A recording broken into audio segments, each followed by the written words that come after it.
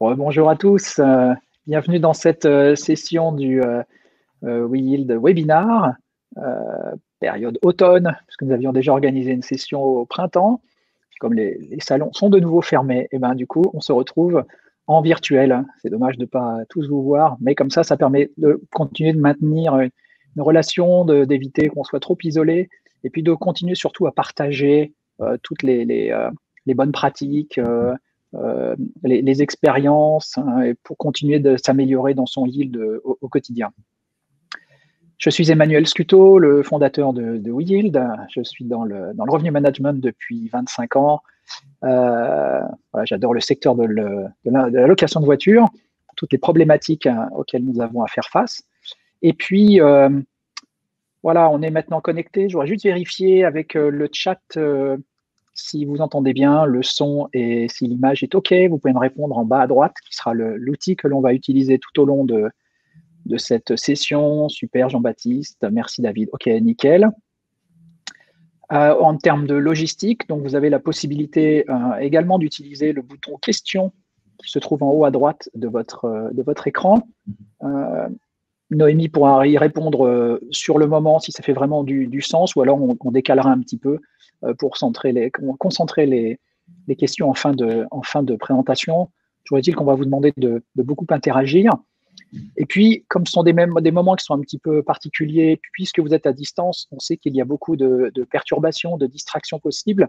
Donc, ce que je vous demande, c'est si vous pouvez de couper votre téléphone, de passer en mode avion, et de couper vos mails, vos WhatsApp, vos Slack. Ça nous permettra d'améliorer nos échanges pendant cette heure ensemble. Notre objectif, il est ici que vous puissiez repartir avec des éléments le plus concret possible pour vous aider dans votre quotidien. Pour ce faire, cet après-midi, c'est Noémie qui va officier et qui va gérer ce webinaire. Et puis, je voudrais vous faire une offre un peu sympathique à la fin de cette session pour tous ceux qui auront participé à ce webinaire avec nous. Voilà, je passe la main à Noémie, que je mets en scène. Salut Noémie. Eh bien, salut, merci Emmanuel. Donc, bonjour à toutes et à tous. Donc, merci d'être présents pour le webinaire de cet après-midi. Alors, je vais commencer par me présenter pour ceux qui ne me connaissent pas encore. Donc, je m'appelle Noémie, j'ai rejoint WeYield il y a un petit peu plus d'1 an maintenant. Auparavant, j'ai travaillé chez Sixt France au service Yield Management et j'ai notamment eu la chance de pouvoir yielder les différentes régions en métropole. Et j'ai donc décidé de rejoindre WeYield pour venir apporter mon support et mon expertise auprès de nos followers sur plusieurs destinations. Alors aujourd'hui, on va parler donc trucs et astuces pour optimiser votre activité en période de Covid. Donc à savoir que la présentation va s'articuler autour de 4 grandes parties. On va d'abord entrer donc par le pricing, où je vais notamment mettre un petit peu en avant les nouvelles offres promotionnelles qu'il existe ou qui n'existent pas encore également. On fera un focus sur l'activité moyenne et longue durée, notamment donc au niveau du prix toujours. Ensuite, on basculera vers le yield, où on s'attachera cette fois-ci aux différentes cibles de tarifs à respecter, entre guillemets, donc par rapport à vos niveaux d'utilisation. Ensuite, on basculera sur la partie produit, où on s'attachera là aussi à voir ce qu'il existe un petit peu de nouveau sur le marché depuis ces derniers mois. On fera un point aussi sur votre digitalisation.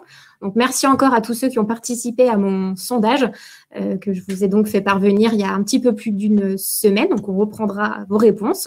Et ensuite, on conclura avec la partie distribution et marketing, où on fera notamment un point sur les réseaux sociaux et ce qui peut se faire de très bien en ce moment. Voilà, donc à savoir que tout ce que je vais lister, ce n'est pas forcément des pratiques à mettre en place dans votre structure impérativement, bien entendu. Je suis surtout là pour vous apporter des nouvelles idées et pourquoi pas d'approfondir par la suite certains sujets. Donc, du coup, on commence avec la partie pricing. Et moi, je me suis posé la question, OK, depuis ces derniers mois, est-ce qu'on a des choses un petit peu différenciantes qui sont mises en avant sur vos différents sites Internet ? Alors, je suis allée un petit peu parcourir les promotions et c'est vrai qu'on retrouve beaucoup, toujours les promotions qu'on a habituellement à l'année, c'est-à-dire des discounts jusqu'à 30% donc de réduction si on réserve en ligne, jusqu'à 10%, 20% si je suis un client corpo. On a également d'autres types de promotions qui sont mises en avant et qui peuvent être un petit peu confuses. Par exemple, on a ici ce loueur mexicain qui propose une offre tout inclus, seulement par contre avec une assurance partielle. Donc voilà, du coup un petit peu problématique et compliqué à bien comprendre de la part du client. Ensuite, on a certains loueurs qui font des promotions donc à partir d'un certain tarif par jour. Donc, pour le cas ici, on est à La Réunion. Donc, on a droit à un tarif à partir de 22 € par jour si on s'engage sur 14 jours de location minimum avec une catégorie mini. Donc, j'ai fait la simulation. Alors, pour le coup, je suis arrivée à un tarif à 299 € en réservant mi-novembre, ce qui est en dessous d'un tarif à 308 €. Si on fait 22 x 14, on arrive sur 308. Donc, pour le coup, plutôt pas mal. J'ai plutôt de la chance. Donc, c'est bien. Je suis en dessous de la promo. Et par contre, sur certaines dates, donc ensuite, je suis allée sur début décembre. Et cette fois-ci, on arrive à une offre à 374 €. Donc, on est au-delà de la promotion.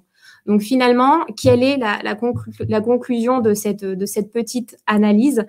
Eh bien, le client va être perdu. Est-ce que le client va faire confiance finalement à ces promotions ou est-ce qu'il va se dire bon, voilà, c'est quelque chose qu'ils mettent en avant, mais je ne veux pas forcément réserver. En tout cas, voilà, moi, c'est plutôt mon optique et je n'ai pas forcément envie de faire attention, de croire en la promo en allant un petit peu plus loin dans ma réservation. Alors ensuite, je suis allée voir un petit peu chez d'autres loueurs et notamment chez notre partenaire Nisacar, qui est un loueur en Espagne, à Malaga exactement. Et eux, en fait, ils ont décidé de mettre en avant leurs produits de façon un petit peu plus différente. Là, par exemple, donc dès l'instant qu'on arrive dans la page de résultats, on se retrouve avec 3 offres. Une offre basique, standard et une offre tout inclus, un petit peu comme sur le modèle de l'aérien. Si vous réservez de temps en temps des billets, j'étais sur le site de French Bee, par exemple, il n'y a pas longtemps et c'est très ressemblant. Alors, pour le coup, nos yeux ont plutôt tendance à se porter sur le produit avec le fond d'écran un peu foncé, donc la fameuse offre tout inclus. Et en plus, on a un petit logo estampillé de recommandé qui nous invite à regarder l'offre d'un petit peu plus près. Alors, quand on se penche sur cette offre, pour le coup, ici, on a bien un tarif fixe et on a également des services additionnels qui sont inclus. Donc, pour le coup, dans cette offre-là, on a le conducteur additionnel, on a la franchise 0 € et on a également les 2 heures de courtoisie qui sont offertes. Donc, ça peut être intéressant. On a pas mal de loueurs aujourd'hui, surtout en Europe, qui ont tendance à raccourcir cette heure de courtoisie, du moins de la surtaxer si on dépasse 1 heure, par exemple. Donc, ça peut tout à fait être super intéressant pour le client et il va davantage y faire attention.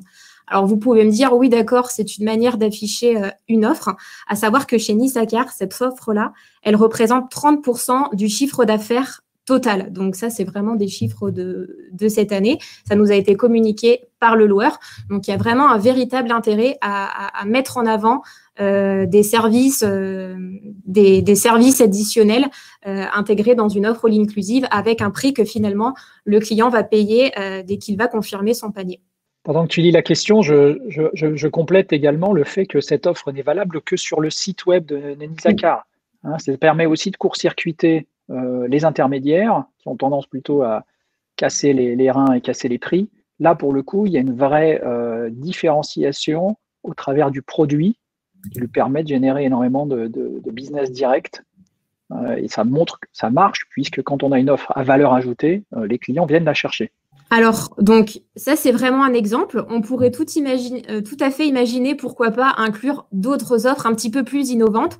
Je pense, par exemple, au modèle de véhicule garanti qui n'existe pas du tout. Pourquoi pas le tester sur certaines catégories de voitures. Je pense également aux frais de carburant offerts. On a cette petite nouveauté qui commence à arriver sur le marché cette année. Ou encore des frais de one-way offerts également, pourquoi pas tester juste sur une offre bien particulière. Donc, voici pour la partie un peu plus donc promotion, offre innovante. On va s'attacher maintenant au pricing sur les locations moyennes et longue durée. Alors, cette partie-là, elle m'a paru très importante à aborder avec vous. Alors, nous, déjà, on a réalisé chez tous nos clients WeYield qu'on a seulement 15% du total de nos clients qui font de la veille tarifaire à partir de 21 jours de location. Donc, c'est pas énorme du tout. Vous le verrez demain avec Étienne de Repcar Atlantique. Donc, lui, il va vraiment insister sur le fait que la moyenne durée a permis de sauver, entre guillemets, l'année et la saison estivale. Voilà, d'où le double intérêt de s'attacher au pricing sur ce type de location. Alors, pour le coup, on a un de nos clients qui est Italy Carent, qui a tout à fait compris l'enjeu de vraiment promouvoir l'offre et qui, pour le coup, a décidé d'intégrer cette offre promo dans son slideshow sur la homepage, donc pour vraiment essayer d'attirer les clients locaux pour le coup. Et ensuite, on a BSP Auto, qui eux aussi ont intégré un nouvel onglet location au mois. Je ne sais pas si vous l'avez déjà remarqué ou si BSP vous a communiqué sur ce nouveau produit. En tout cas, dès l'instant qu'on clique sur location au mois, on arrive sur une page de résultats où on n'a pas forcément une visibilité sur les différents loueurs. J'ai ma souris qui est inversée. Je pose une question à l'audience en attendant. Est-ce que vous avez été sollicité par BSP sur cette offre au mois? Non, pas encore pour Christelle à La Réunion, pas encore Aurélie à la Martinique, Christian à La Réunion non plus. Ah, personne n'a été sollicité encore. Ok, intéressant. Ok, donc voilà, en effet intéressant. À voir comment ça évolue dans les prochaines semaines, prochains mois. Voilà, en tout cas, c'est assez nouveau. Et aujourd'hui, quand on va un petit peu plus loin après la page de résultats, on constate qu'on peut seulement faire un devis. Alors, bien sûr, c'est pas encore optimal. L'idéal, ça serait vraiment un prépaiement sur le site de BSP. Néanmoins, ça veut bien dire une chose, ça veut dire que concrètement, il y a un véritable intérêt pour développer le produit et donc s'attacher encore plus au pricing derrière. Donc, c'est pour cette raison qu'on enchaîne avec une étude de prix. Donc, pour le coup, je me suis intéressée à 3 destinations, donc la Guadeloupe, la Réunion et Arlanda, donc en Suède. Donc, je vais vous présenter uniquement les résultats de la Guadeloupe et si jamais vous le souhaitez, on pourra revenir plus tard sur les résultats des autres régions. En tout cas, je me suis dit, tiens, ça serait intéressant de voir l'évolution des tarifs. Donc, je me suis basée sur une catégorie mini, puis une catégorie compacte sur les durées 21, 28 et 30 jours. Alors, ici, donc, on est en Guadeloupe, on est sur un départ mi-novembre. Donc, j'ai d'abord fait l'analyse sur la catégorie mini et qu'est-ce qu'il en ressort de cette analyse?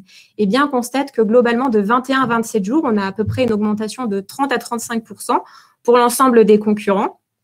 Et ce qui se passe, donc en ajoutant seulement 2 jours de location, de 28 à 30 jours, on arrive à une augmentation de plus 116 €. Donc, l'exemple ici chez Europcar, plus 270 chez Hertz ou 112 € encore chez Kedi. Donc, finalement, cette hausse de prix avec seulement 2 jours de location en plus, elle est beaucoup plus supérieure qu'une location de 21 à 27 jours. J'ai fait la même chose avec la catégorie compacte et là, la disparité de prix est encore plus énorme. Donc, de 28 à 30 jours, toujours avec 2 jours de location supplémentaires uniquement. On arrive donc à plus 810 chez Europcar, plus 1132 chez Hertz, plus 765 € chez Kedi. Donc voilà, ma question est, est-ce que vous suivez, vous avez l'habitude de suivre un petit peu ces durées de location? Est-ce qu'il y a une raison particulière pour laquelle un 30 jours serait beaucoup plus cher qu'un 28 jours, sans respecter forcément la fameuse dégressivité tarifaire ou autre? Voilà, n'hésitez pas à… Dans le chat, s'il vous plaît. Est-ce que vous suivez bien la dégressivité de prix 21, 28, 28, 30 ou c'est quelque chose que vous ne regardez pas assez, vous pensez? Ah, jusqu'à 30 jours, oui. Ok. En cours de remise à plat, Emmanuel, merci pour ta transparence. Effectivement, on a eu des réponses hier sur la session anglaise. On a l'impression que tout le monde regardait. Puis quand on regarde dans le détail, après, l'analyse de Noémie James montre que finalement, ce n'est pas si surveillé que ça. Donc voilà, peut-être un intérêt dans les prochaines semaines, dans les prochains mois, de s'intéresser au-delà du 21 jours. Donc, j'ai fait le même type d'analyse. Alors, cette fois-ci, on passe sur l'augmentation de prix entre la mini, depuis la mini jusqu'à la compacte. Même chose sur les durées 21, 28 et 30 jours. Donc, globalement, on a quelque chose d'assez homogène sur les durées 21-28 jours. On a voilà, quelques loueurs qui sont dans le haut du marché. Néanmoins, sur la durée 30 jours de nouveau, donc d'une mini à une compacte, j'arrive à plus 1500 € d'écart chez Europcar, plus 1300 chez Hertz. Donc, le risque, en fait, avec cette grande disparité de prix entre les deux catégories, c'est de ne pas du tout favoriser la compacte et peut-être d'inciter uniquement à réserver mini. Voilà, du moins pour vos clients fidèles. Ensuite, dernière analyse, cette fois-ci, je me suis attachée au marché dans sa globalité. Donc, même chose, mini pour commencer sur les catégories 21, 28, 30 jours toujours. Alors, dans ce graphique-là, vous retrouvez en fait donc l'ensemble des concurrents avec leurs tarifs et surtout la différence de prix entre le moins cher et le plus cher. Donc, pour le coup, ici sur mini, sur 21 jours de location, on arrive à 134 € de différence. Sur 28 jours, c'est plus ou moins la même chose. OK, très bien. Par contre, même chose, on arrive à 30 jours. Là, on a un écart qui se creuse avec un peu plus de 300 € d'écart entre le moins cher et le plus cher. J'ai ensuite fait la même chose sur la catégorie compacte. Et là, 30 jours, on a de nouveau cette grande disparité qui s'allonge avec plus de 1500 € d'écart. Alors, le risque, bien entendu, c'est qu'il y a notamment les clients fidèles qui ont l'habitude de réserver un petit peu chez vous, finalement, se disent « OK, avec 1500 € d'écart, je vais plutôt aller réserver une compacte chez la concurrence parce que ça commence à faire beaucoup d'argent. » Donc, j'ai également fait d'autres études de prix sur d'autres destinations, comme je vous le disais, donc avec La Réunion. Alors, à La Réunion, par exemple, c'est un petit peu différent. Eux, de 21 à 28 jours, il y a une augmentation de tarifs de 3 500 à 3 800 € chez certains concurrents. Donc, j'ai vu ça chez Enterprise et Alamo. Et ensuite, on passe à une dégressivité de prix qui est beaucoup plus raisonnable à partir de 28 jours jusqu'à 30 jours et plus. Donc voilà, vraiment l'idée ici, c'est de peut-être vous inciter à suivre davantage ce marché-là qui va tendre à évoluer dans les prochains mois. Et monitorer peut-être davantage via WeYield ou de votre côté ce type de location. Alors, pour conclure cette première partie pricing, donc on a pu voir ensemble qu'il y avait peut-être la possibilité de mettre en place une offre beaucoup plus attractive, du moins pourquoi pas communiquer vraiment sur un tarif net précis auquel le client va vraiment faire confiance et venir y ajouter des prestations qu'on n'a pas forcément l'habitude de voir. Donc, comme je le disais, le modèle garanti, les frais de one-way offerts, les heures de courtoisie, ce genre de choses. Ensuite, pour moi, l'écart de prix qui est très important, donc votre dégressivité tarifaire, comme Christian le mentionnait dans le chat, mais aussi la disparité de prix entre une mini, une éco et une compacte qui est peut-être à revoir chez vous, notamment sur de la très longue durée. Et ensuite, donc pour moi, très important de suivre régulièrement le marché aujourd'hui pour faire en sorte d'attirer les clients locaux notamment. Peut-être aussi revoir son pricing en fonction vraiment du fameux TCO. Donc, les fameuses charges, le coût de détention de votre véhicule pour vraiment reconstruire, calibrer son pricing sur ces durées-là. C'était la présentation de Nathalie hier. Vous pouvez suivre en replay sur le canal YouTube de WeYield en mode français. Sinon, elle sera demain matin à 10 h en anglais. Voilà. Donc maintenant, on passe au yield avec les fameuses cibles de tarifs dont je vous ai parlé en introduction. Alors, ce que je vais vous annoncer ici, ce n'est pas forcément le schéma idéal à répéter absolument chez vous. En tout cas, c'est une technique que moi, j'aurais tout à fait pu mettre en avant chez Sixt ou chez un autre loueur. Donc, vous allez me dire, oui, Noémie, bon, tu t'en doutes bien, en cette période, on est plutôt sur une stratégie volume, à garder le même tarif et on va plutôt suivre le marché, surtout pour voir si on n'a pas nos chers concurrents qui baissent beaucoup les prix. Donc, je vous rejoins complètement. Néanmoins, ce qu'on commence à voir, c'est que beaucoup de loueurs sont en train de déflotter de nouveau toujours les véhicules. Et on s'est fait aussi surprendre sur certaines destinations, par exemple en Corse cet été, où le taux d'utilisation peut monter très, très vite. Donc, pour moi, il est vraiment essentiel de toujours garder un œil sur ses on-rent et son taux d'utilisation. Alors, forcément, en dessous de 50% de taux d'utilisation, donc moi, je préconise vraiment une stratégie volume, c'est-à-dire de rester attractif sur le marché et rester aussi attractif d'un point de vue prix psychologique pour le client. Je prends un exemple, si on a tous nos concurrents à 400 € la semaine et si moi je propose du 350 € semaine, concrètement, ça reste un prix très élevé pour du 7 jours. Donc voilà, vraiment bien se caler aussi avec le prix en général. Pour moi aussi, il y a une vraie parité tarifaire à respecter. J'étais avec un client il y a quelques semaines et on voyait que sur des périodes avec 30% de taux d'utilisation, on avait soit le broker qui était plus cher que le site en direct. Ça alors, pourquoi pas, si la différence reste raisonnable. Par contre, on avait aussi du broker beaucoup moins cher que le segment direct avec toujours un taux d'utilisation à 30%. Donc voilà, ça peut être à éviter. Ça paraît bête, mais à surveiller régulièrement. Chose très importante aussi pour moi, on doit vraiment bannir le request pendant cette période. Je l'ai vu beaucoup chez Sixt, je l'ai beaucoup analysé chez Sixt. Le request tue un petit peu la demande. Les clients aujourd'hui, ils veulent une confirmation immédiate et encore plus pendant cette période. Donc, à bannir. Et ensuite, comme Étienne vous l'expliquera demain, eux, ce qui a très bien fonctionné, ils ont beaucoup communiqué en fait sur les agences ouvertes, les heures d'ouverture. Les clients aujourd'hui, ils recherchent vraiment de la disponibilité, de la confirmation tout de suite. Donc ça aussi, c'est quelque chose qui a beaucoup marché et qui s'est fait ressentir sur la prise de réservation.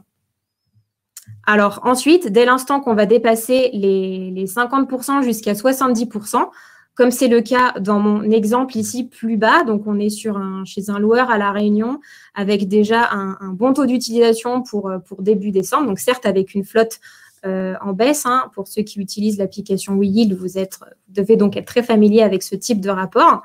En tout cas, ce que j'ai beaucoup aimé chez ce loueur, donc avec le pricing pace qui est juste à droite, c'est que le loueur a choisi plutôt de se positionner au niveau du 3e quartile du marché avec un prix à 294 €. Voilà, donc de par le taux d'utilisation qui était bien en avance et surtout de par la flotte limitée. Donc ça, pour moi, ça me semble très bien contrôlé. Et d'autre part, donc on est toujours à La Réunion chez un autre loueur. Ici, donc on est sur un départ sur le 8 août. Donc, qu'est-ce qui s'est passé chez ce loueur? Donc, on a terminé avec un taux d'utilisation à 70% que vous retrouvez ici en bas encadré en rouge. Néanmoins, le RPD, il a continué de baisser jusqu'en dernière minute. Vous voyez donc la ligne orange qui continue de chuter. Et quand on s'attache aux tarifs un petit peu plus haut, qu'est-ce qu'on voit? Eh bien, le loueur a décidé de rester globalement toujours dans le plus bas du marché. Il est venu casser de nouveau les tarifs fin juillet pour ensuite terminer en stop sell. Et dans cette situation, j'ai plutôt envie de dire c'est peut-être un petit peu dommage. 70%, c'était un taux d'ut complètement raisonnable pour la période. Hein. C'était dans les taux d'utilisation les plus hauts que chacun pouvait avoir. Donc là, j'ai envie de dire peut-être dommage d'avoir voulu rester tout en bas et de ne pas avoir réagi les dernières semaines avant le départ. Je voudrais juste interagir avec l'audience. Qu'est-ce que vous pensez de ce cas a posteriori, hein? Donc, c'est facile de faire la critique, mais c'est toujours intéressant aussi de se mettre en position d'analyse. Est-ce que vous trouvez finalement que cette dégressivité ou cette baisse de prix en dernière minute qui finit en stop sell était justifiée au regard du taux d'utilisation déjà en portefeuille? Est-ce que vous pouvez nous répondre oui, c'était justifié, non, ça ne l'était pas? Plutôt surprenant pour Jean-Baptiste en Corse. David, Emmanuel, non, la disponibilité a une valeur, ouais, très bien, ouais, tout à fait. Elodie, non. Ok. C'est intéressant, vous voyez ce point de vue, ce compte-rendu. Dans la même situation, elle aurait pu être davantage augmentée en dernière minute, mais elle aurait été trop en last minute pour être serein. Ouais, voilà. C'est vrai. C'est tout l'intérêt de ce type de graphe. Hein. Ce que vous voyez à l'écran, c'est exactement, c'est pas un montage, c'est exactement la vue qui existe dans l'application. On a lancé cet été avec l'équipe produit, qui est la price elasticity en fait. Hein. Donc c'est la corrélation entre l'évolution de la demande et les prix, mes prix et les prix du marché. Et ça, c'est pour nos clients la possibilité de tracer en permanence, jour par jour, l'évolution des prix et la corrélation sur la demande. Bien évidemment, ça paraît simple de le dire, pour ça, il faut faire du shopping quand même. Hein. Faut qu'il y ait des prix. Si vous ne collectez pas de prix, vous ne pourrez pas réussir à pouvoir construire ce type de graphe. Sabrina, ouais, ok, aux Antilles, on ne regarde pas assez cette vue. Super. Voilà, et c'est vrai que je rejoins tout à fait les remarques de Béatrice et d'Aurélie. Moi-même, je l'ai beaucoup vécu chez Sixt, où on a certaines fois le remplissage qui s'opérait en un week-end, sauf que pendant le week-end, on n'est pas au bureau, on ne reçoit pas forcément d'alerte. Donc, c'est vrai qu'on arrive sur des périodes où c'est extrêmement difficile de gérer ça. Après, peut-être aussi que dès le départ, plutôt voilà un mois avant, si je prends donc début juillet sur le graphique, où les on-rent commençaient déjà à augmenter, voilà, peut-être que, est-ce que c'était forcément utile de rester si bas? Voilà, peut-être pas. Mais en effet, je comprends complètement le sentiment dernière minute qui est, enfin, l'activité très dernière minute qui est très, très difficile à anticiper, malheureusement. Et Emmanuel, donc le RPD, n'a-t-il pas été réduit par les résas anticipés? Alors également, mais on voit aussi que, donc pour répondre à ta question, Emmanuel, que les prix continuent aussi de bien baisser. Et si on arrive sur fin juillet, ils sont même plus bas que ce qu'on avait les semaines avant.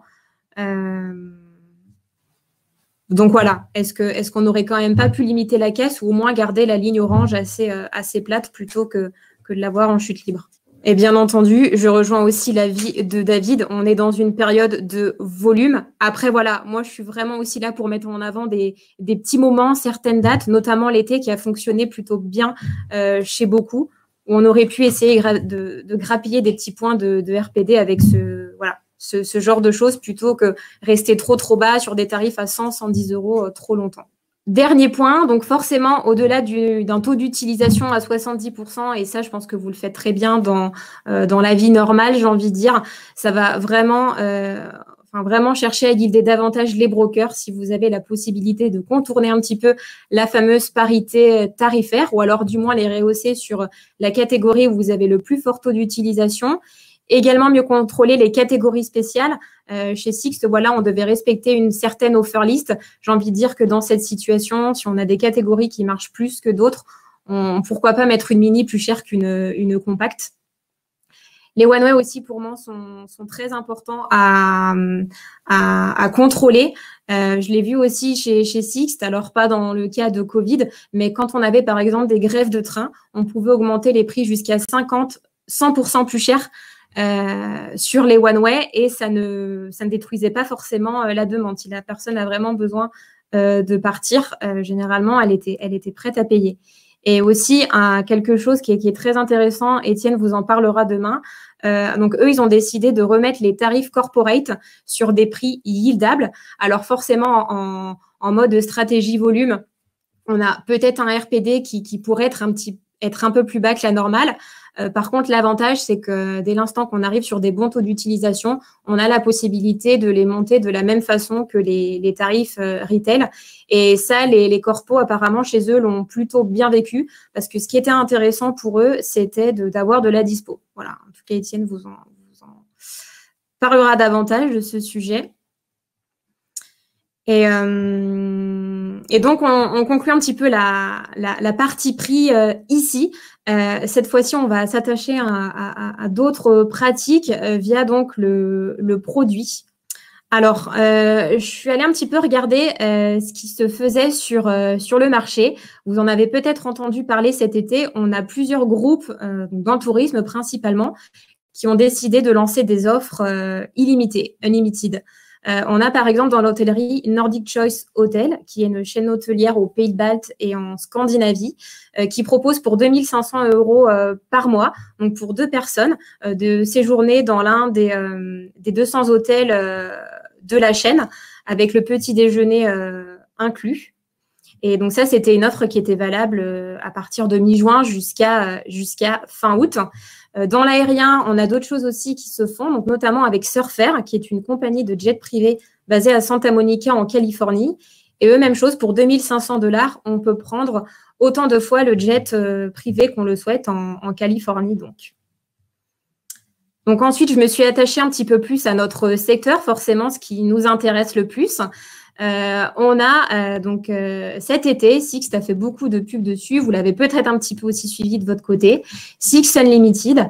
Donc, avec le programme Sixt Unlimited qui s'adresse beaucoup plus à des clients retail loisirs que leurs fameux clients corporate qui bénéficient déjà de plusieurs offres mensuelles.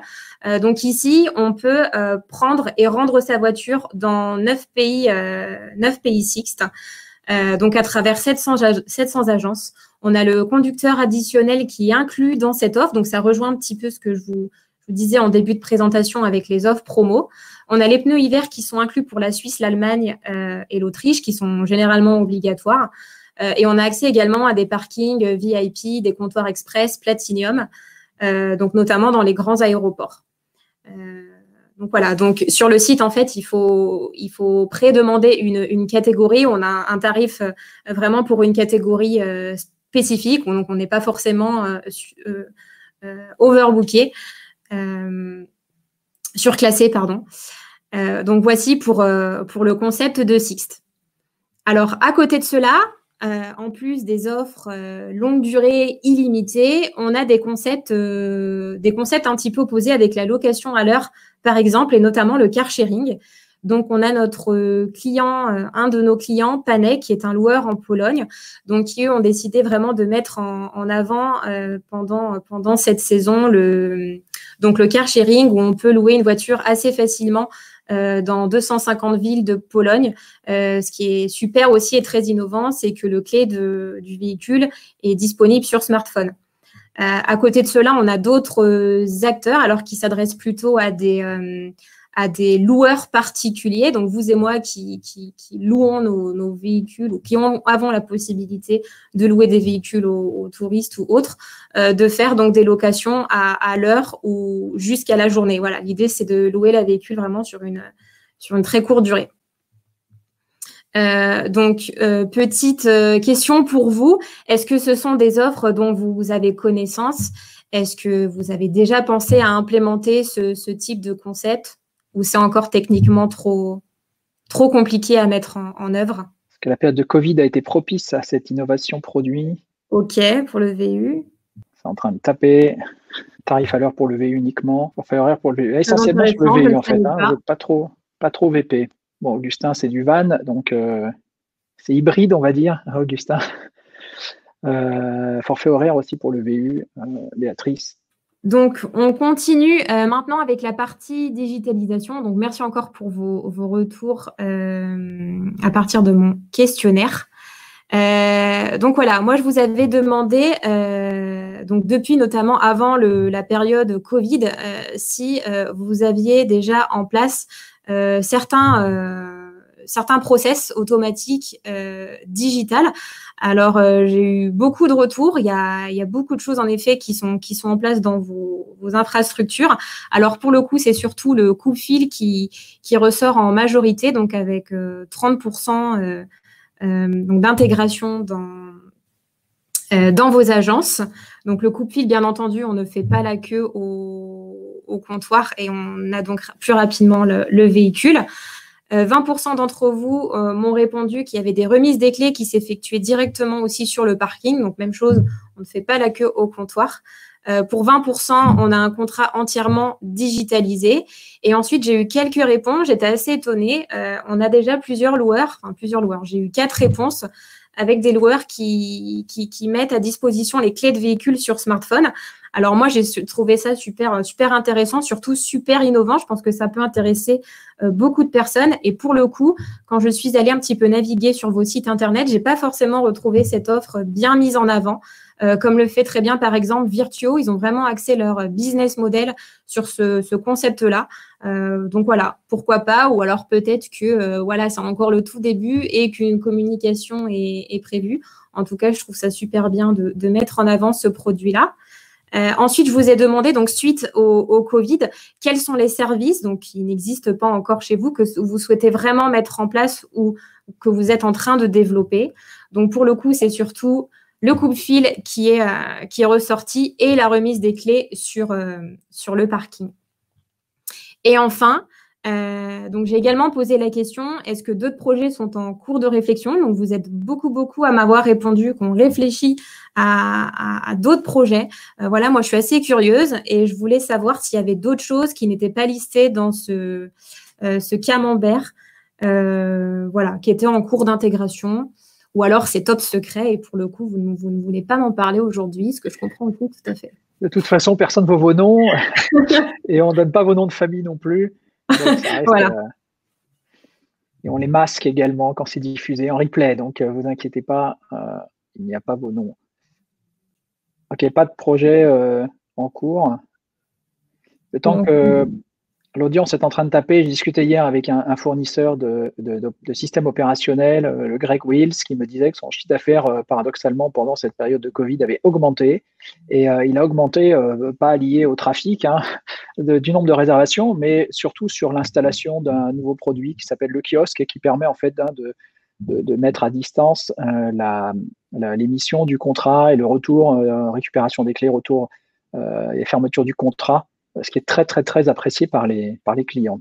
Donc, Béatrice développe une offre de véhicules en libre service. OK. Ouais, Emmanuel disait que sur les clés, ça nécessite un prééquipement relativement coûteux. Alors, c'est qu'il y a un prestataire en France qui s'appelle Mobility Tech Green, qui est basé à Rennes, qui équipe des flottes, notamment les flottes corporate, EDF, Veolia, Orange, des gens comme ça. Pour David, en Bretagne, remise des clés en dehors des heures d'ouverture sur un distributeur de clés à code, à état des lieux sur smartphone. Ouais, super. Augustin, développons une offre de distribution de véhicules VN et VO via web. Ok, donc je vous propose de continuer. On arrive à la dernière partie, notamment avec la distribution et le marketing, donc un peu plus éloigné du yield et du pricing, mais tout aussi intéressant. Alors, j'ai eu plusieurs questions, notamment de loueurs indépendants qui m'ont demandé, écoute Noémie, voilà, nous on travaille juste avec les principaux brokers. Est-ce que tu aurais d'autres noms à nous communiquer qui pourraient être tout aussi intéressants en tant que loueur? Donc moi, sur le net et beaucoup via les comparateurs, j'ai beaucoup retrouvé donc rencar.com, Enjoy Travel, du Happy Car, VIP Car, EcoBookings, holidaycar.com qu'on entend un petit peu moins. J'ai aussi mis en avant certains OTA plus généralistes, type eBookers, donc qui appartient au groupe Expedia, mais dont on en entend moins parler, et surtout les marques du groupe eDreams, donc avec eDreams, GoVoyage et Opodo. Donc à savoir que l'avantage vraiment de ces sites-là, c'est qu'ils ont une connectivité plateforme multi-GDS. Donc généralement, si on est présent chez eux, on est aussi disponible via du Amadeus, Sabre et Galileo. Et le gros avantage aussi du GDS, donc bookable depuis une agence de voyage corporate ou loisirs, mais on a aussi les SBT, les fameux self-booking tools qu'utilisent les entreprises clientes pour réserver des voyages. Donc, je parle notamment de grandes entreprises type Orange, BNP, Paribas. Donc, depuis ces outils, en fait, ils ont la possibilité de réserver l'offre voiture puisqu'il y a une connectivité GDS. Donc, ouais, vraiment, il y a vraiment un énorme enjeu à adhérer à ces grands réseaux-là. Alors, généralement, on retrouve toutes les grandes marques. J'imagine bien que quand on est loueur franchisé, on ne va pas démarcher comme ça un nouveau partenaire, en tout cas pour un loueur indépendant. Pourquoi pas, j'imagine qu'on a beaucoup plus de possibilités. Et enfin, je me suis aussi attachée aux comparateurs. C'est vrai qu'on pense souvent aux mêmes comparateurs. En tout cas, moi, en location de voiture, j'ai toujours tendance à regarder les mêmes, c'est-à-dire du Liligo et du Kayak que vous avez généralement dans vos veilles tarifaires. Alors, à savoir que moi, pour l'aérien, enfin pour mes vols, j'utilise énormément Skyscanner. C'est un outil que j'aime beaucoup, que je trouve très pertinent. Et je me suis un petit peu intéressée à l'offre voiture de Skyscanner. Et en fait, j'ai trouvé très peu de loueurs en direct, contrairement à du Liligo, par exemple, où on atterrit directement chez du Europcar, chez du Avis. Et pour le coup, je suis allée sur plusieurs destinations et j'ai seulement retrouvé l'offre d'Enterprise pour Fort-de-France. Sur de la Guadeloupe, j'ai trouvé que du broker, la Réunion, la même chose. Donc voilà, il y a peut-être aussi un véritable intérêt à s'intéresser à ces gens-là. Donc, voici pour la partie distributeur. Et ensuite, on conclut avec… Avant de partir sur la partie com et produits, on a une question de David qui demandait est-ce qu'on a un modèle de véhicule en self-service rentable Est-ce que tu peux répondre à ça ou peut-être que l'audience a quelque chose à partager? Je pense à Emmanuel par rapport à tout cela peut-être. Est-ce qu'ils sont considérés réellement comme en full self-service? Ouais, Virtuo pour Jean-Baptiste. Ah, ok, full service proche de Virtuo, rentable. Okay. Tu parles de qui? De tout cela, là, Emmanuel? Tu peux repréciser? Tout cela, ok. Ah, ok. C'est pas avec un E, pas de E, David, hein, c'est tout cela. Tu peux te rapprocher d'Emmanuel de Brosse si tu veux, il a la... Il les connaît, sont ses clients, je crois. Ok, Noémie. Très bien. Donc, on quitte le monde de la... Donc, on quitte cette fois-ci le monde un petit peu de la distribution, du moins des partenaires de distribution. Et on va terminer avec quelque chose d'assez sympa, avec les réseaux sociaux notamment. Alors, moi, je suis personnellement une très, très grande fan des blogueurs voyage et des influenceurs voyage. Je suis pas mal de comptes sur Instagram notamment. Voilà, où on a plein de partages de bons plans, que ce soit au niveau de la destination en général, sur des prestataires, des offres dans l'aérien, l'hôtellerie et même la location de voitures. Donc, pour le coup, moi, je suis une assez grande fan du compte d'Augustin, donc il représente la société WeVan et il a été très sympa puisqu'il a accepté de me partager un petit peu plus sa stratégie et certaines données. Donc, merci encore à toi, Augustin, pour ton temps. Donc, pour le coup, vous allez me dire, oui, Noémie, ok, tu vas nous dire qu'il faut communiquer sur nos beaux véhicules. Sauf que, voilà, Augustin, lui, son business model, c'est principalement le van, le road trip, de voilà, vraiment mettre en avant ce nouveau segment qui est assez nouveau sur le marché et qui fonctionne plutôt très, très bien, notamment depuis ces 2-3 dernières années. Alors, pour le coup, si on reprend un petit peu j'ai fait un copier-écran de un des posts d'Instagram d'Augustin. Donc, c'est le post sur la gauche. Donc, avec notamment la marque Drive Your Adventure. Donc, Drive Your Adventure, en fait, on va suivre pendant plusieurs mois, depuis le printemps jusqu'à la fin de l'été, des blogueurs voyage généralement. Donc, c'est eux qui vont poster sur le compte d'Augustin et ils vont un petit peu nous montrer ce qui leur arrive tous les jours et ce qu'ils découvrent. Alors, pour le coup, sur la première photo, on n'a pas forcément le produit van qui est vraiment mis en avant. C'est vraiment la nature, donc les animaux qu'on peut croiser sur la route. Donc ça, tout le monde est capable de le faire en tant que loueur. Donc, Augustin, il a également une stratégie de communication sur Facebook et il va communiquer à travers différents supports. Donc, vous le voyez un petit peu sur la partie droite. Donc, ça peut très bien être de l'offre promotionnelle via lien sponsorisé et également des vidéos. Donc, par exemple, ici, maison avec vue. Alors, on a également hier un de nos clients qui a interagi avec la présentation de James en anglais pour nous dire vraiment d'aller visiter sa page à lui. Voilà, je fais un petit focus dessus parce que je l'ai trouvée très intéressante. En fait, il va relier à chaque fois des informations depuis son blog pour nous inciter à aller visiter son site internet. Il va poser des petites questions sur la destination aux internautes. Donc là, voilà, pour le coup, donc Christine d'Italie Karen y a répondu par la suite avec bien sûr des photos de paysages et pas uniquement des véhicules en fait. Voilà, il y a vraiment plusieurs moyens de mettre en avant la destination, son produit surtout aux prospects. Alors, on revient sur la partie donc Augustin avec WeVan. Donc, bien entendu, le but d'Augustin, c'est de générer du revenu avec ses campagnes. Alors, ces campagnes, elles ont été plutôt prometteuses, donc notamment via un gros travail marketing ces dernières années, puisqu'elles ont généré à peu près 300 000 € de chiffre d'affaires. Donc, je parle d'Instagram et de Facebook pour un budget à peu près de 17 000 €, donc soit un revenu divisé par 17. Donc là, on constate vraiment l'ampleur du ROI et que finalement, ça vaut vraiment le coup de s'attacher un peu plus à ce canal de vente-là. Et surtout aujourd'hui, avec les gens comme moi, par exemple, qui sommes très, très attentifs à tout ça. Alors, Augustin a beaucoup insisté là-dessus, mais sa stratégie, c'est pas uniquement et surtout pas de faire que de l'argent. Vraiment veiller en fait à créer sa communauté. Donc pour lui aujourd'hui, le segment du van n'existe pas vraiment. Enfin, il existe beaucoup plus en Australie, Nouvelle-Zélande, États-Unis. Il est assez nouveau en Europe, donc il va vraiment falloir créer ce segment aujourd'hui en France. Et il y contribue fortement. Augustin va donc vraiment veiller à créer une vraie communauté autour d'une marque. Alors créer une communauté, ça ne veut pas dire uniquement avoir juste plus de fans. C'est surtout faire en sorte que les gens réagissent, en essayant un peu de créer des émotions, faire en sorte que les gens likent les posts et surtout qu'ils transfèrent, qu'ils commentent les posts auprès d'amis, de famille, en tout cas qu'ils recommandent la marque. Et tout ça dans une vraie stratégie d'engagement pour que voilà, dans les prochains mois, eh bien, les gens qui suivent ces pages-là pensent vraiment à Augustin, à WeVan, avant de réserver un voyage en van.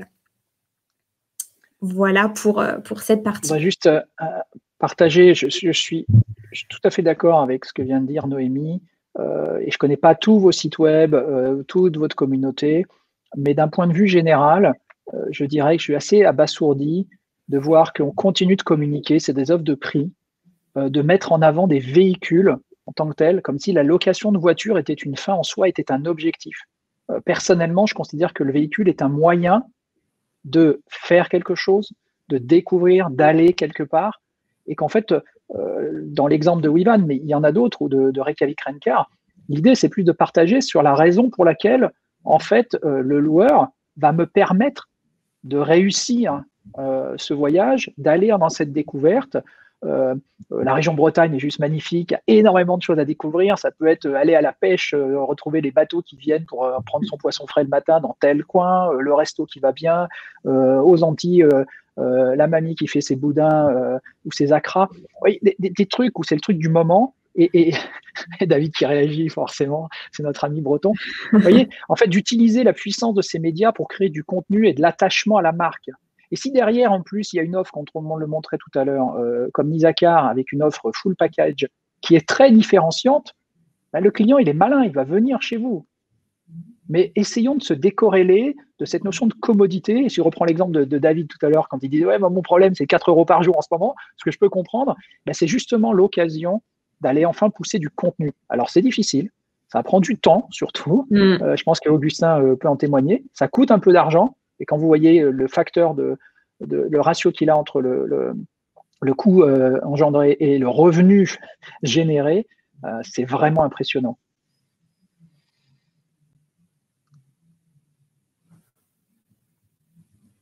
David qui écrit. Ah. Désolé, mais tu peux la poser quand même, David. Allez-y, si vous voulez commenter est-ce que vous trouvez que effectivement ça manque un petit peu de. Ensuite, ma prochaine question, vas-y, elle est longue. Donc, je continue de poser la question à l'audience pendant ce temps-là. Est-ce que vous considérez aussi qu'il n'y a pas assez d'efforts Quel conseil vous donner pour optimiser et ne pas se mêler à la lutte des prix bas actuellement en cours, qui n'a comme conséquence que de baisser le prix moyen? Tout ce qui prend, nos concurrents ont tous baissé drastiquement leur prix. Moi, j'ai un commentaire à faire par rapport à ça. Aujourd'hui, si les clients louent pas, ça n'a rien à voir avec du prix. Ils sont tous nos clients, nous comme vous, en titre individuel comme professionnels, on est contraints par des éléments qui nous empêchent de nous déplacer. En quoi une baisse de prix va accélérer ou va renforcer le fait que je vais louer une bagnole? Je ne peux pas me déplacer. Noémie, ce matin, elle est venue de l'endroit où elle habite à Mâcon, il y avait un train. Bah, le train, on le paye le prix qu'il est. Donc, ce n'est pas une question d'offre, de toute façon, ce n'est pas une question de prix. Elle a besoin d'être à Paris, elle prend ce train-là. La voiture, c'est pareil, j'ai besoin de me déplacer. Travaillons sur le service, la valeur ajoutée, l'ensemble de ce que l'on peut offrir à notre client, et le prix viendra. Mais à mon avis, ceux qui baissent leur prix, qui rentrent dans cette spirale-là, sont tout simplement des gens qui ont peur, qui ne maîtrisent pas leurs indicateurs et qui pensent qu'en attirant du prix, on va pouvoir, en baissant du prix, on va pouvoir attirer des clients. Et comme le dit très bien Emmanuel, en effet, je suis d'accord qu'il y a vraiment aujourd'hui quelque chose à faire sur l'offre. Revoir, changer, innover. Voilà, on en a parlé un peu avec le mensuel, certains nouveaux services inclus qu'on n'avait pas l'habitude, mais je pense aussi aux livraisons. Aujourd'hui, voilà, globalement, vous me dites tout ce que vous faites de la livraison, du transfert. Or, c'est pas du tout mis en avant sur les sites internet. Voilà, on a beaucoup d'agences villes. Je prends le cas de Sixtirland qui font énormément de transferts et déposent les clients à l'aéroport, mais ils le mettent pas en avant. Peut-être qu'il y aura un nouveau pricing aussi à refaire sur ce type de produit-là. En tout cas, voilà, moi aussi, je pense qu'il y a de quoi faire sur l'offre et c'est le moment de prendre le temps de bosser sur l'offre.